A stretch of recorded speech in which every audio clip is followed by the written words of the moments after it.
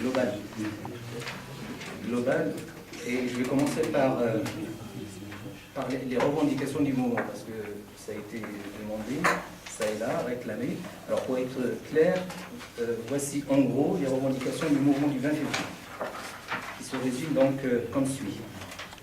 Une constitution démocratique votée par une assemblée constituante élue démocratiquement. On ne peut pas être plus clair que ça. La dissolution du Parlement et la destitution de l'actuel gouvernement, ainsi que la mise en place d'un gouvernement de transition pour accompagner les revendications du mouvement du 20 février. Une justice indépendante et plus généralement la séparation des pouvoirs. Le jugement de tout, et la traduction donc devant la justice, de tous ceux qui sont impliqués dans le pillage, la gabegie et la dilapidation des richesses du pays. La reconnaissance de la langue amazigh comme langue officielle, à l'instar de la langue arabe, ainsi que la reconnaissance des spécificités de l'identité marocaine dans ses éléments constitutifs essentiels, linguistiques, culturels et historiques. Parce que dans le discours, ça reste flou. On parle de l'identité amazigh, mais la constitutionnalisation de la langue amazigh à part égale avec la langue arabe reste une revendication très importante. La libération de tous les prisonniers politiques et d'opinion, ainsi que la traduction devant la justice de tous les responsables des arrestations arbitraires, des disparitions forcées, des tortures et des répressions sauvages.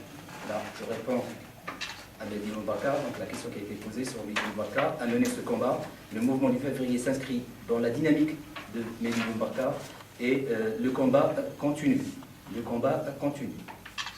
Il s'agit là des conditions nécessaires pour que le peuple marocain accède à une véritable démocratie et citoyenneté, afin de devenir seul maître de son destin et réaliser, et là je rejoins le volet social donc, que le représentant du PCF a annoncé, réaliser l'intégration des diplômés chômeurs à tous les niveaux de la fonction publique, et à ce, à travers des concours équitables et transparents. Assurer une vie digne à tous en luttant contre la vie chère, l'augmentation des salaires et du SMIC. Assurer l'accès des plus pauvres et des services publics dignes de ce nom et doter de moyens leur permettant de remplir leur mission. Donc voilà en gros à quoi se résument les revendications du mouvement du 20 février. Et je reviens sur les annonces faites ou les propositions faites, parce que la Constitution, c'en est maintenant la 5e ou la 6e. D'autres annonces ont été faites avant, il y a 10 ans, du temps de la scène de même, avant donc de passer la main à son fils, Mohamed VI. Il avait déjà créé des commissions, des conseils. Il a commencé par le Conseil consultatif des droits de l'homme. Il y a 3 versions même. Il y a le Conseil consultatif des droits de l'homme, version SME. Après, Conseil consultatif des droits de l'homme, version Mohamed VI. Et là, le Conseil national qui s'est transformé en Conseil national des droits de l'homme. C'est-à-dire que ces annonces-là, pour moi, c'est, en gros, pour aller vite, c'est de la poudre aux yeux, parce que le Maroc n'est pas à son premier coup d'essai.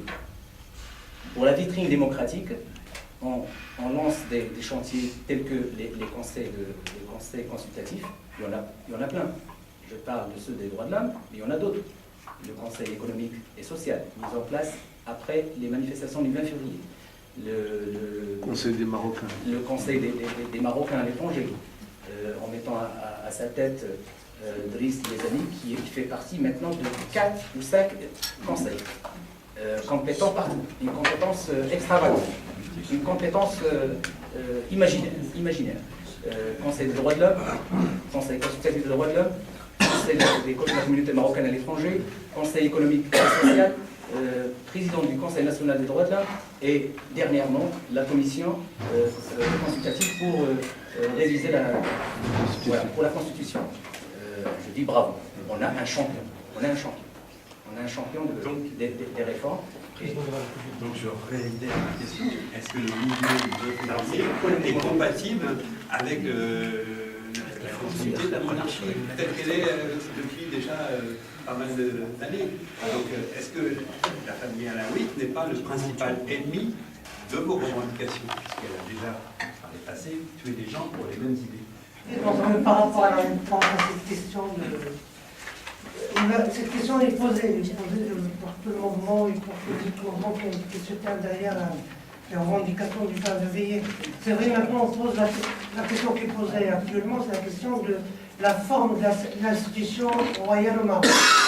Vraiment la forme, donc la forme à ce moment-là dont on parle. C'est pour ça qu'on a mis l'un des revendications. La forme ou le roi, parce que le roi et la forme, c'est la même chose. Enfin, non, c'est pas la même chose. Bah, c'est ça que un peu l'exception un peu marocaine.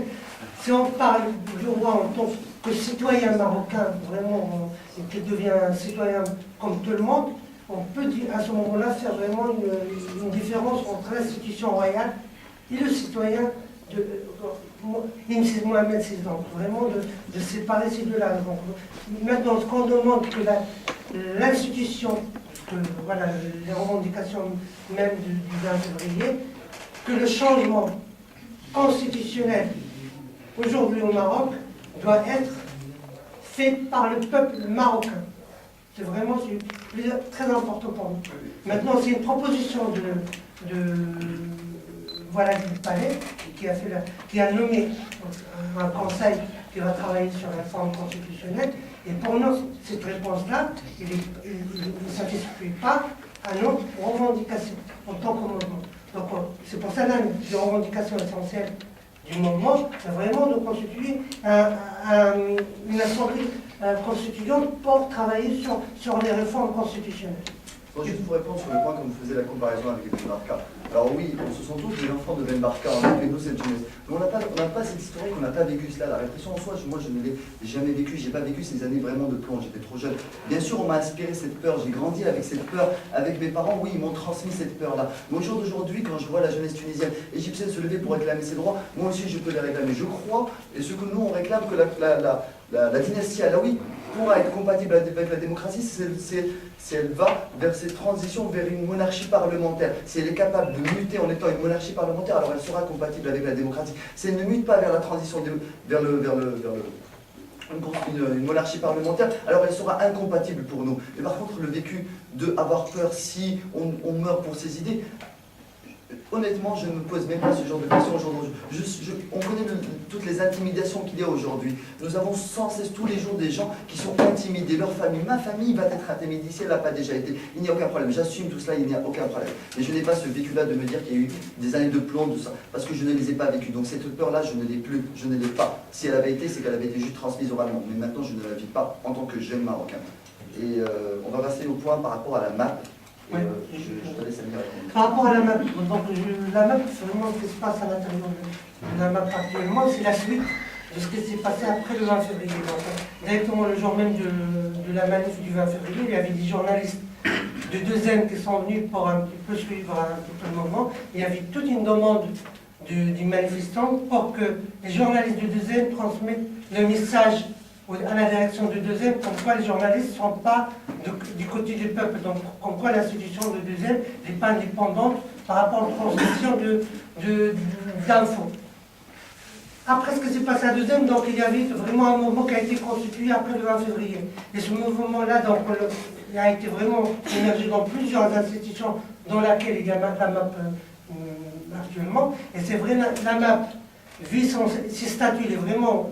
Depuis les statuts 58, il était indépendant de l'institution voilà, de l'institution officielle.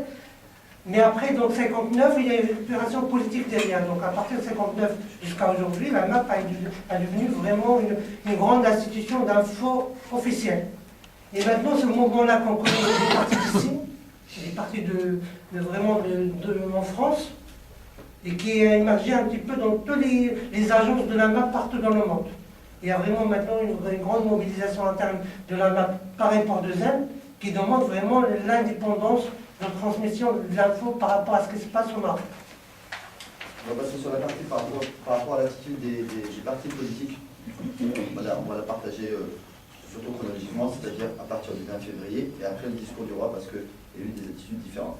Et on va aussi la partager par rapport à la jeunesse des partis politiques et aux cadres dirigeants qui ne se renouvellent jamais et qui sont aussi vieux que la monarchie marocaine.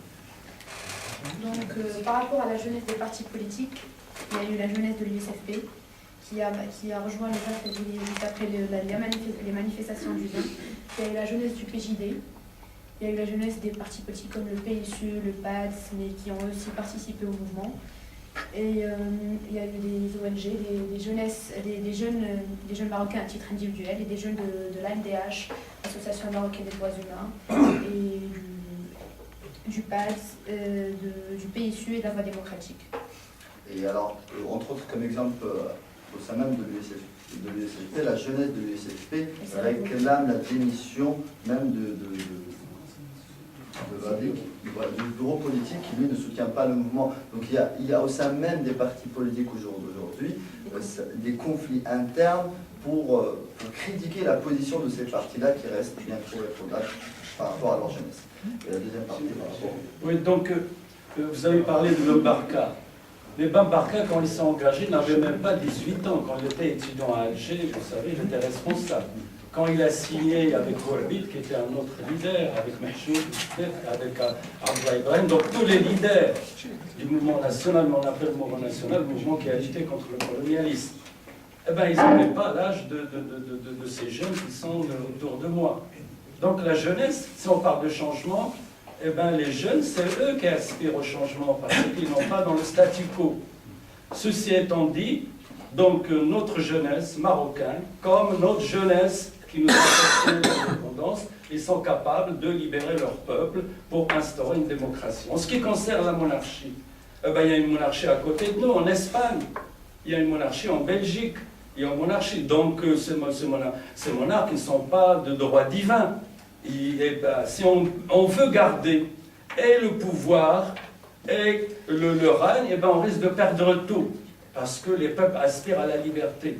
Hein, la liberté n'est pas uniquement en France ou uniquement au Japon, elle est aussi au Maroc et au Togo. Donc c'est pour dire que l'être humain aspire à la liberté. Ceci étant, j'ai oublié de dire Ali Atza, qui a annoncé le leader du Parti communiste, quand il s'est engagé, puisque vous êtes là, il avait 15 ans. Donc Sarfati, il avait 16 ans quand il s'est engagé. Donc voilà un petit peu, donc la jeunesse, ce qui aspire. En ce qui concerne les partis politiques, eh bien quand il y a un changement, hein, le changement, ça veut dire qu'il y a un rapport de force qui va changer. Parce qu'on ne va pas changer comme ça. Les gens qui ont le pouvoir, ils veulent le garder, ils font tout pour le garder. Et que la première constitution, on l'oublie, et puisque vous avez parlé de Mehdi Bambarka, de Abdelkrim Khattabi, le grand patriote, eh bien ils étaient contre. Et en 1962, eh ben, c'était falsifié, comme quoi la constitution, il y avait 90, etc. Il y avait les élections juste après. Eh bien, la gauche marocaine dans le temps, l'UNFP, hein, et avec les Sigla qui étaient à l'opposition, ils étaient majoritaires dans le nouveau Parlement, et on a dit surtout avec l'état d'exception de 1965. C'est pour dire qu'il y avait la question du pouvoir au Maroc n'a pas été réglée jusqu'à maintenant, et que le pouvoir actuel, pour ne pas arriver à une guerre civile, ce que nous ne souhaitons pas, ce que ne souhaitent pas les partis politiques de gauche marocaine, c'est qu'il y a un consensus, mais un consensus dans la démocratie, dans les libertés. Le Parti socialiste, il en a parlé. Il y a une partie, il y a un mouvement. Donc, le mouvement de jeunes, il a créé un mouvement à l'intérieur du parti historique de gauche qui est le Parti socialiste. Il y a le Parti socialiste unifié et il est contre. Il a déclaré son bureau politique, il vient de déclarer qu'il ne participe pas à cette comédie de désigner une conscience parce que pour une constitution indépendante, il faut que les personnes soient indépendantes et qu'il n'y a pas les certitudes pour que cette commission désignée soit indépendante. Il y a le parti, le PADS, qui est un grand parti de gauche, de radical, qui a fait scission avec l'UCFP, eh bien, ils sont contre. Il y a Neige, la Voix démocratique, qui est un grand parti de gauche, et qu'ils sont contre. Donc, pour vous dire, si les partis de gauche sont ceux reconnus par le pouvoir, ces partis ne représentent plus rien maintenant. Si les partis de gauche, de la gauche radicale, qui ont résisté pendant les années de plan, eh bien, cette jeunesse, elle aspire aux mêmes objectifs que, donc, ils sont majoritaires dans la nation marocaine. L'autre point, eh bien, il nous dit qu'il y a la mazérité. Parce qu'on veut diviser, mais il faut institutionnaliser la mazérité. C'était pas clair comme ça. Il faut qu'il y ait des actes forts. Si on veut un changement, il faut qu'il y ait un acte fort. Par exemple, libération de tous les détenus politiques. Hein? Il faut qu'il y ait, par exemple, il y a l'impunité. Et ben, on dit qu'il y a la transition, qu'il y a l'UR, qu'il y a les recommandations de l'UR, mais les gens qui ont enlevé le Mehdi Bambarka, dont on a parlé, les gens qui ont assassiné, les gens qui ont torturé, ils sont toujours au pouvoir. Donc on ne dit pas on va les condamner, mais au moins pour montrer qu'il y a une volonté politique de le mettre à l'extérieur du pouvoir. Donc voilà des éléments. J'aimerais bien ajouter ici ce qu'ont dit les amis, parmi les revendications du mouvement, ce qu'il y avait aussi derrière, la constitution démocratique votée par un assemblée constituante élue démocratiquement. Le mouvement des 20 février, c'est-à-dire ils sont clairs de désigner la commission qui va étudier le dossier de la Constitution. On veut quelque chose du peuple. Par rapport à la dynastie, ce que l'a dit mon ami, les manifestations marocaines avaient pour premier objectif c'est le changement de la Constitution, c'est-à-dire la réforme radicale de la monarchie et non de son renversement. C'est pour cela qu'il y avait ce mouvement des 20 février qui ont, qu'on veut le dire ici, que nous sommes là pour les aider, pour les écouter et pour les soutenir. Ils ne doivent pas rester au cadre tout seuls. Ces actions qu'on fait ici en France, ou il y a au Maroc, c'est un service de mobilisation, des actions de mobilisation aussi très importantes pour aider la population à comprendre que la Constitution, ce n'est pas quelque chose de fatal, ce n'est pas une obligation à accepter, c'est un choix du peuple. Par rapport les partis politiques, ce qu'on a dit, il faut savoir que les Marocains, dans les élections législatives en 2007, ont boycotté les élections. Et le chiffre qui était donné par le gouvernement, c'était 37, je crois, 37% de participation. 37% des gens des participants, c'est des gens qui sont inscrits.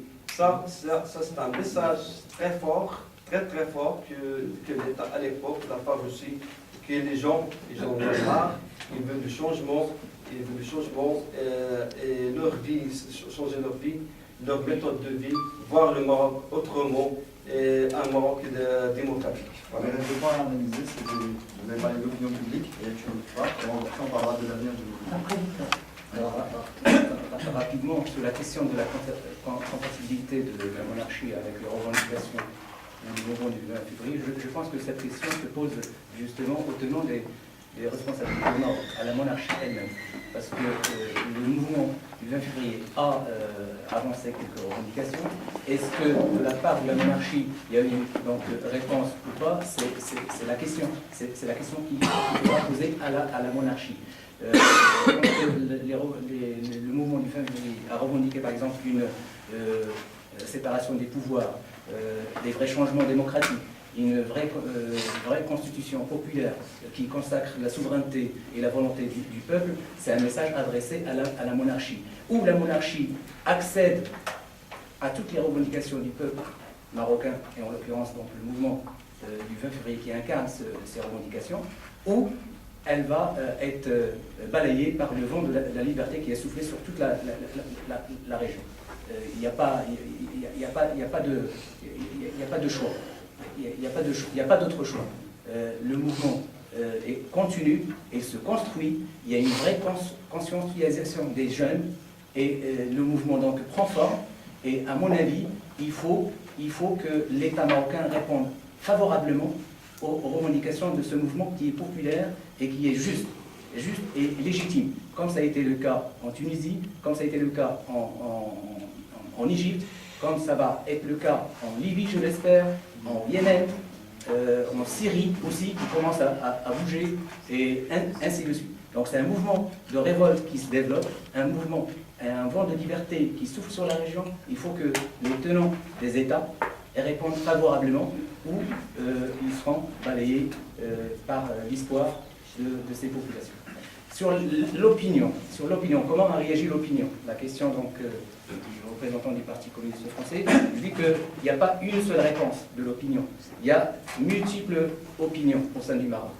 Il y en a qui sont favorables au discours, aux annonces faites, parce qu'ils considèrent que ce sont des espaces de liberté qu'on va encore arracher, parce qu'on en a quelques-uns à élargir, et d'autres qui disent que selon l'expérience vécue avec cet État-là, c'est que de la poudre aux yeux, c'est que de la vitrine démocratique vendue à l'étranger, à l'Occident, et donc il n'y a pas lieu de se réjouir de ces annonces. Voilà, l'opinion est partagée entre tout ça. Il y en a qui sont même contre le mouvement du 20 février, il ne faut pas le nier. Il y en a qui appellent maintenant à manifester contre le mouvement du 20 février. Ça, on le sait. Les bouffons, les valets et tout, il y en a partout. Dans tous les peuples, ça a toujours existé. Donc dire qu'il y a une opinion générale au Maroc, uniforme, non. Il y a des opinions. Et puis il y a des mouvements, c'est un combat, comme ça a été dit, il y a des combats, et chacun dans ce combat avance ses pions, avance ses revendications. Les revendications commencent à prendre un peu du cran. Ça a commencé par des changements démocratiques au niveau des droits de l'homme. Maintenant, on passe à une autre étape, une vraie constitution, donc, et ainsi de suite. Je ne sais pas où est-ce que ça va s'arrêter. C'est un mouvement d'ensemble, une dynamique qu'on ne va pas arrêter ici, on ne va pas la commander d'ici, on ne va pas la téléguider d'ici. On soutient un mouvement qui se développe au Maroc et c'est le peuple marocain qui doit s'autodéterminer et choisir ses options. Si vous voulez, juste reprendre une petite série de questions, si ça ne vous gêne pas, si vous en avez encore.